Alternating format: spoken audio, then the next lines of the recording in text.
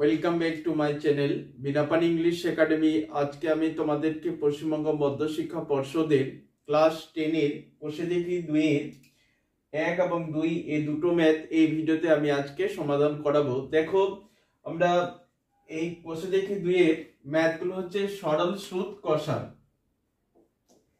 সরল সুদ কষা মানে হচ্ছে সিম্পল ইন্টারেস্ট। দেখো, সরল সুদ কষা মানে হচ্ছে এর একটা সূত্র আছে, আমরা এই সূত্র দিয়ে পুরো ম্যাথগুলো সমাধান করাবো। I = PTR/100, I = PTR/100 এই সূত্র দিয়ে আমরা ম্যাথগুলো সমাধান করাবো। দেখে নাও, I = PTR/100। তাহলে এখানে দেখো, I মানে হচ্ছে সুদ, P মানে হচ্ছে আসল, T মানে হচ্ছে সময়, R মানে হচ্ছে সুদের হার। তাহলে দেখো, আমরা 1 নম্বরে ম্যাথটা সমাধান করাই। দেওয়া আছে দুই বন্ধু একসঙ্গে একটি ছোট ব্যবসা চালাবার জন্য বার্ষিক 12% সরল সুদের হারে একটি ব্যাংক থেকে 15,000 টাকা ধার নিলেন। 4 বছর পরে ওই টাকার জন্য তাদের কত টাকা সুদ দিতে হবে সেটা বার করতে হবে। তাহলে হচ্ছে দেখো, দুই বন্ধু ব্যাংক থেকে ধার করেছে হচ্ছে 15,000 টাকা এবং সুদের হার দেওয়া আছে 12%। কত বছরের জন্য ধার করেছে? 4 বছরের জন্য। তাহলে আমরা দেখো কি করব, প্রথমে আমরা লিখব আসল। তাহলে P, আসল হচ্ছে P, কত টাকা ধার করেছে? 15,000 টাকা। লিখবো আমরা 15,000 টাকা। এরপর হচ্ছে দেখো, লিখবো সময়। সময়টাকে আমরা T দিয়ে প্রকাশ করব। তাহলে এখানে কত সময়ের জন্য টাকা ধার করেছে? হচ্ছে 4 বছরের জন্য। তাহলে লিখবো সময়টা হচ্ছে 4 বছর। এরপরে বলছে আমরা লিখবো সুদের হার। তাহলে ব্যাংকের সুদের হার কত? ব্যাংকের সুদের হার আর সমান সমান সুদের হার দেওয়া আছে কত পার্সেন্ট? 12%। সুদের হার দেওয়া আছে 12%।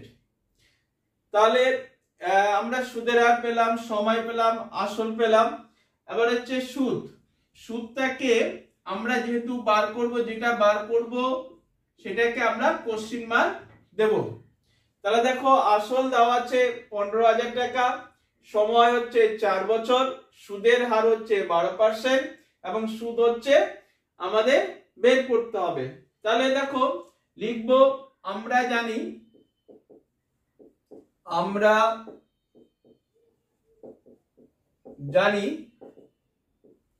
লিখবো I = PTR/100।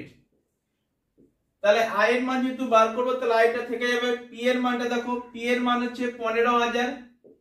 তাহলে লিখবো আমরা 15,000 গুণ, দেখো T দেওয়া আছে কত? 4 বছর। তাহলে T এর জায়গায় লিখবো 4 গুণ, সুদের হার দেওয়া আছে 12%। তাহলে এখানে R এর মানটা লিখবো হচ্ছে 12 বাই হচ্ছে 100। এরপরে আমরা কাটাকুটি করব। দেখো, আমরা প্রথমে 0 0 কাটবো, এই দুটো শূন্য কেটে যাবে। তারপর তো কাটাকুটি যাচ্ছে না। তাহলে দেখো, আমরা 4 দিয়ে 150 কে গুণ করব। তাহলে 4 দিয়ে 150 কে যদি গুণ করি, তাহলে হচ্ছে 150 কে 4 দিয়ে গুণ করলে 0, 4 5 20, হাতে হলে 2, 4 4 কে 4, 2 6, 600 হলো। 600 কে 12 দিয়ে গুণ করব, 0 0 6 12 72। তাহলে কত পেলাম? 7,200 টাকা। তাহলে অ্যানসারটা লিখতে হবে 4 বছর পরে ওই টাকার জন্য তাদের কত টাকা সুদ দিতে হবে। তাহলে লিখতে হবে অ্যানসার, অতএব 4 বছর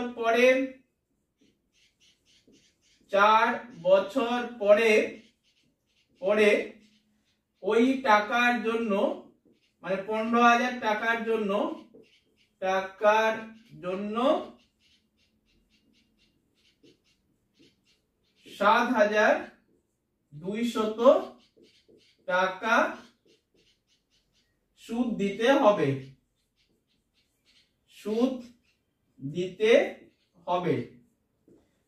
এইভাবে পুরো অ্যানসারটা কমপ্লিট করতে হবে।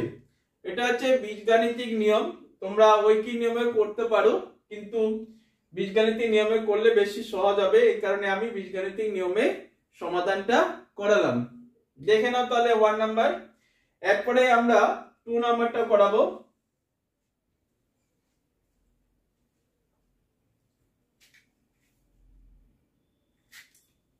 দেখো 2 নম্বরে দেওয়া আছে 2005 সালের 1 জানুয়ারি থেকে 26 মে পর্যন্ত বার্ষিক 6% সরল সুদের হারে 2000 টাকা সুদ কত হবে নির্ণয় করি।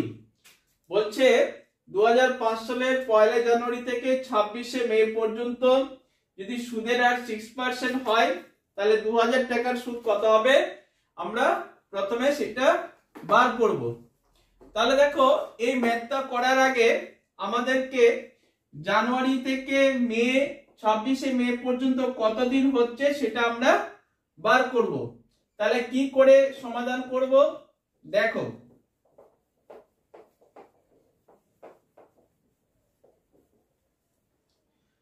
তাহলে 2 নাম্বারটা দেখো, জানুয়ারি, জানুয়ারি কতদিন হচ্ছে দেখো। জানুয়ারি হচ্ছে বলেছে 1 জানুয়ারি থেকে, তাহলে হচ্ছে জানুয়ারি হচ্ছে 31 দিন হয়, 31 দিন। তারপরে দেখো ফেব্রুয়ারি, ফেব্রুয়ারি দেখো, ফেব্রুয়ারি যদি লিপ ইয়ার হয় তাহলে 29 দিন হবে, যদি না হয় তাহলে 28 দিন হবে। তাহলে দেখো 2005 সাল, তাহলে 2005 সাল তো আমাদের লিপ ইয়ার নয়, তাহলে 2005 সালটা কত হবে 28 দিন, ফেব্রুয়ারিতে হচ্ছে 28 দিন। এরপরে হচ্ছে মার্চ, মার্চে হবে 31 দিন। তারপরে হচ্ছে এপ্রিল,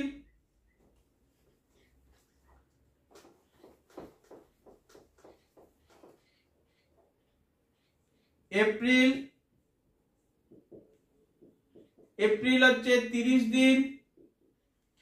তারপরে হচ্ছে মে, মে হচ্ছে 26 মে, তাহলে 26 দিন। এরপরে এটাকে আমরা যোগ করব, মোট কতদিন হচ্ছে সেটা আমরা বার করে নেব। তাহলে দেখো 8 আর 1 যোগ করলে 9, 10, 6, 46, 8 1 9, 10, 6 16, হাত থাকলে 1, 3 2 5, 5 3 8, 8 3 11, 11 2 হচ্ছে 13 আর 1 14, তাহলে হচ্ছে 146 দিন। তাহলে 1 জানুয়ারি থেকে 26 মে পর্যন্ত হচ্ছে 146 দিন। তাহলে আমরা আবার আগের নিয়মে চলে যাব। আসল, আসল পি সমান সমান কত হচ্ছে 2000 টাকা, 2000 টাকা। তারপরে লিখবো সময় টি, দেখো 146 দিনকে আমাদের সব সময় বছরে পরিণত করতে হবে, বছরে কনভার্ট করতে হবে। তাহলে দিনকে যদি বছরে আমরা কনভার্ট করি তাহলে 365 দিয়ে ভাগ করলে সেটা বছর হয়ে যাবে। তাহলে 146 দিনটাকে আমি বছর করে নিলাম, 365 দিয়ে ভাগ করলাম। এরপরে দেখো সুদের হার, সুদের হার আর ইকুয়াল টু সুদের হার দেওয়া আছে 6%, 6% লিখলাম। এরপর হচ্ছে সুদ, যেহেতু অঙ্কটাতে সুদ চেয়েছে, সুদ আই ইকুয়াল টু হচ্ছে কোশ্চেন মার্ক, তাহলে সুদ আই ইকুয়াল টু আমরা দেব কোশ্চেন মার্ক। তাহলে আসল আমরা 2000 টাকা পেলাম, সময় হচ্ছে 146 দিন, দিনকে আমরা বছর করে নিলাম, বছর করলে 365 দিয়ে ভাগ করে নিতে হবে। সুদের হার আর ইকুয়াল টু হচ্ছে 6%, সুদ হচ্ছে আই আমাদের বার করতে হবে। তাহলে দেখো আমরা লিখবো, আমরা জানি I equal to PTR by 100। তাহলে দেখো আমরা মানগুলো আবার বসাবো। দেখো পি এর মান হচ্ছে 2000 লিখলাম, গুণ দেখো টি হচ্ছে 146 বাই 365 গুণ আর এর মান হচ্ছে 6 লিখবো, বাই হচ্ছে 100। এরপরে দেখো আমরা কাটাকুটি করব। দেখো আমরা 0 0 প্রথমে কেটে দিলাম, এরপর থাকলো 146 আর 365। দেখো 146 আর 365 73 দিয়ে কাটবে, তাহলে 73 দিয়ে 146 কাটলে হচ্ছে 2, আর 73 দিয়ে 365 কাটলে 5 হবে। আবার 5 দিয়ে 20 কাটলে হবে 4। তাহলে কত পেলাম? 4 6 24। অতএব সুদ হবে, অ্যানসার লিখবো, সুদ হবে 24 টাকা। তাহলে হচ্ছে 2 নম্বরের অ্যানসারটা হয়ে গেল। পরীক্ষায় সরল সুদ থেকে একটা ম্যাথ অবশ্যই আসবে, তোমরা ভালো করে ম্যাথ গুলো দেখো এই চ্যাপ্টারে। 2 নাম্বারটা দেখে নাও।